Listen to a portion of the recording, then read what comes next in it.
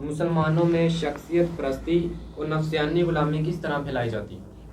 شخصیت پرستی نفسیاتی غلامی پھیلانے میں جو اہم کردار ہے وہ آپ یہ کہہ لیں کہ ان لوگوں کا ہی ہے جو دین کے ٹھیکیدار بنے بیٹھے ہیں۔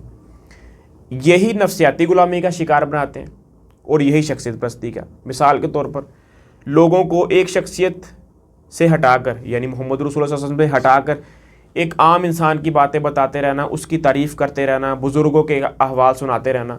تو جب یہ چیزیں آپ سناتے رہیں گے اس ہستی سے ہٹا کر، یعنی محمد رسول اللہ صلی اللہ علیہ وسلم سے، کیونکہ جب آپ ان کی بات سنائیں گے تو حدیث آپ کے سامنے آئے گی کہ ہمارے رسول تو ان چیزوں کو پسند ہی نہیں کرتے تھے جو آپ ہمیں بتا رہے ہیں۔ بزرگوں کی آپ کو تعریفیں سنائیں گے جس سے ان کے دل کے اندر محبت پیدا ہوتی ہے بزرگوں کی۔ پھر آج دیکھ لیں کہ آپ کو پریکٹیکل مثالیں ہمارے معاشرے میں مل جائیں گی کہ لوگ کس طرح نبی صلی اللہ علیہ وسلم سے ہٹ کر بزرگوں سے محبت کرتے ہیں، گلف کرتے ہیں اس معاملے میں، اور کہیں نہ کہیں کیا بلکہ شرک کی انتہا کو پہنچے ہوں، لیکن پھر بھی کلمہ گو ہیں، مسلمان ہیں، ان کی اصلاح کی جائے گی۔